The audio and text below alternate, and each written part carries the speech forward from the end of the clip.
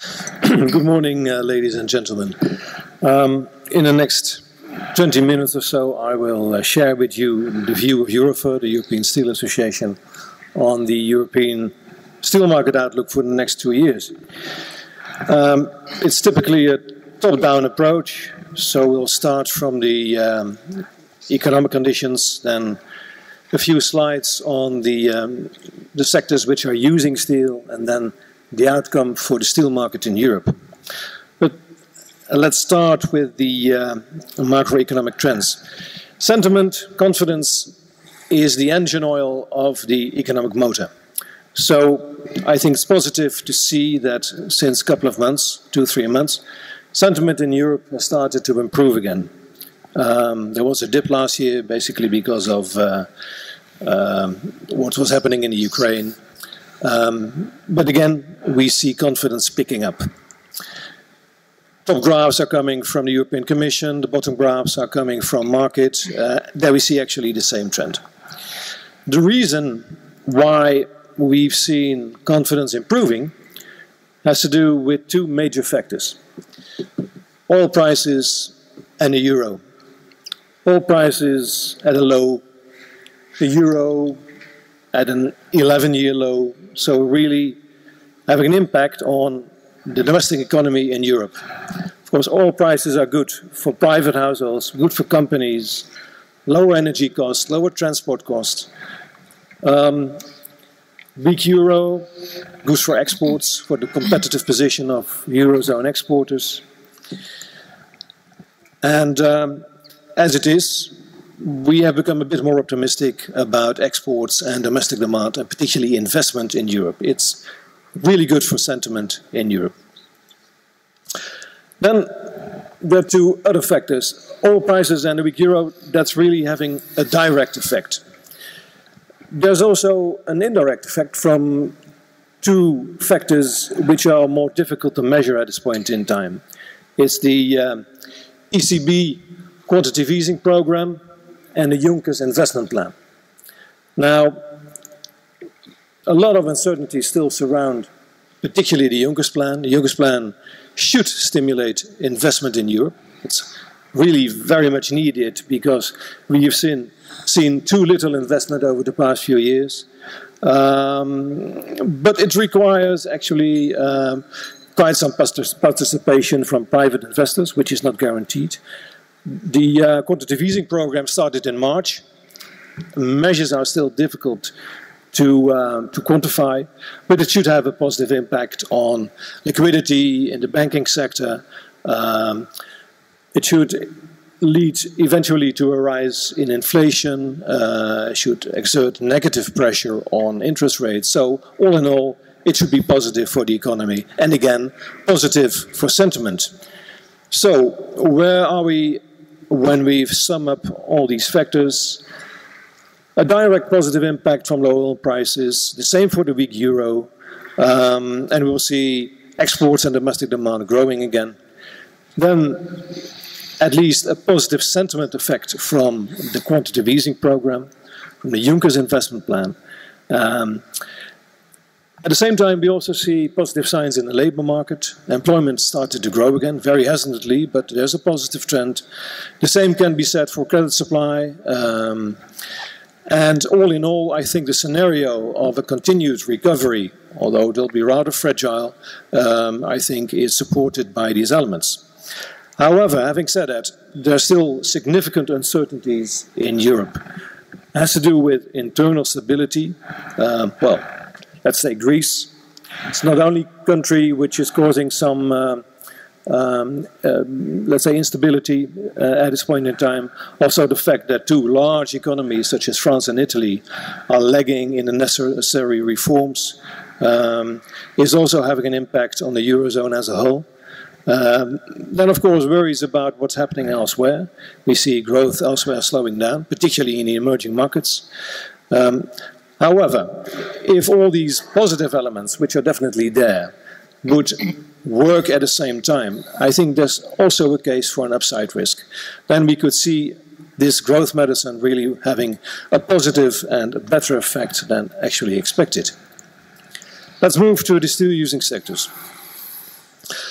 Last year we've seen some 2% growth in total activity of the steel using sectors in Europe. Not really that much. But anyway, it's positive, and I think we should be happy with that. For 2015-16, we do expect a further growth. Again, here we see the very important impacts from low oil prices, the euro depreciation, which means that there will be more investment, also driven by better access to finance and credit. And finally, we expect construction to revive again, following a slowdown which actually already started in 2007 in several countries and continued until the first half of last year. In the second half, we saw construction activity showing again growth, which is rather positive. But also other sectors which are using long products, such as automotive and the engineering sectors, are expected to see further growth in the years ahead.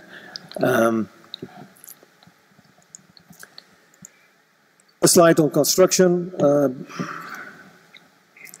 Last year, as I said, we saw the recovery.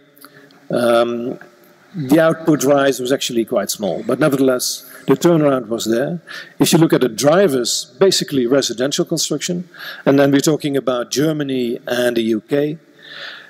Civil engineering, which is, in terms of steel consumption, a more important construction sector than house building. There we saw only in Poland a significant increase in activity.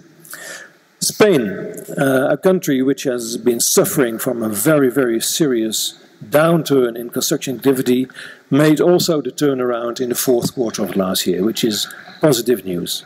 Looking at the confidence chart you're seeing there, you see the improved level, but still a long way to go before actually confidence is neutral.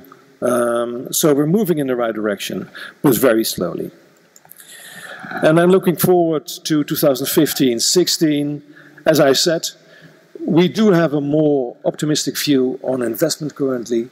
In the Juncker's plan, if all things go as expected, there's definitely room for investment in infrastructure projects, and particularly the fact that a pipeline of large infrastructure projects was empty during the past few years was one of the reasons why we've seen a significant drop in demand of long products.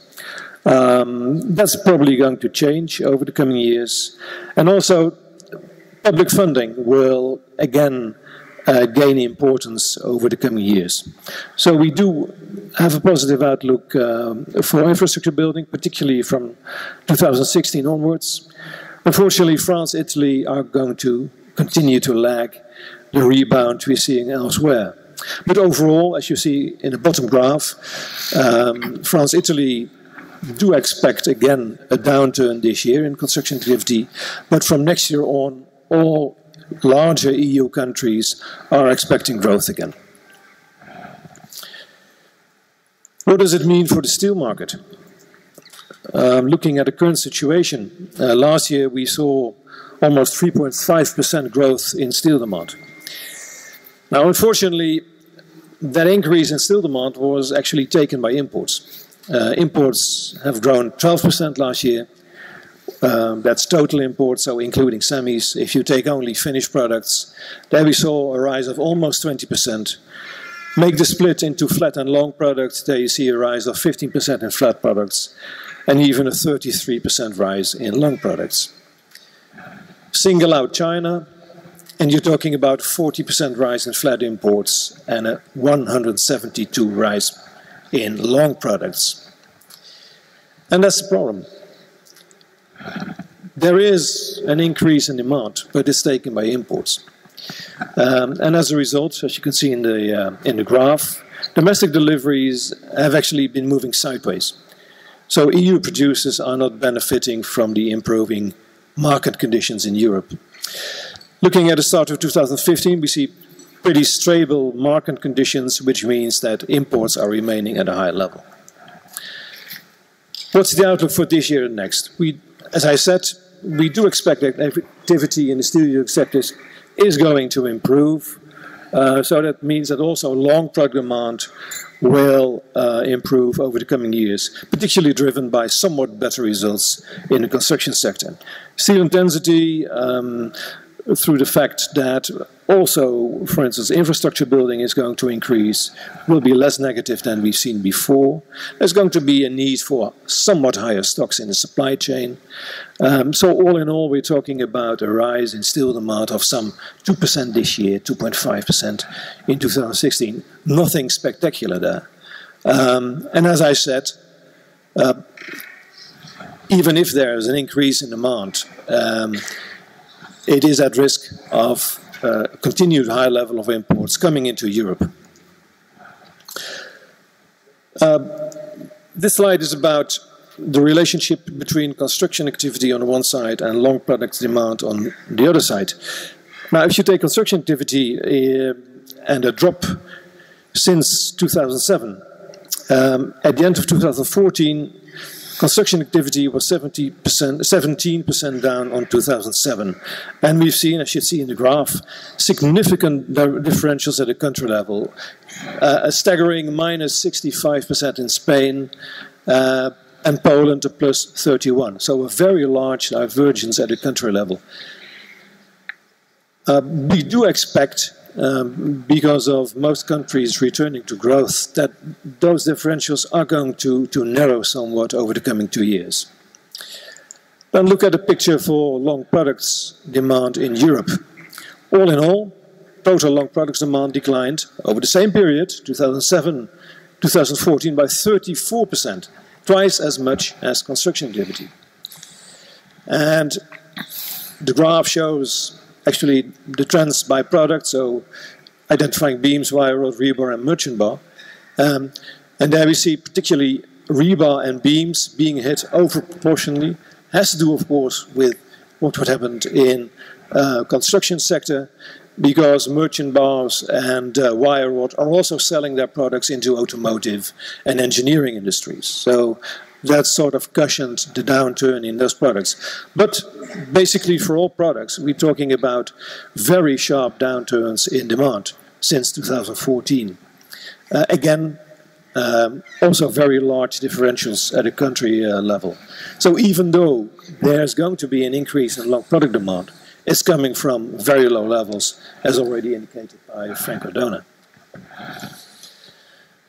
And that brings me to the last slide, summing up the key messages from my presentations.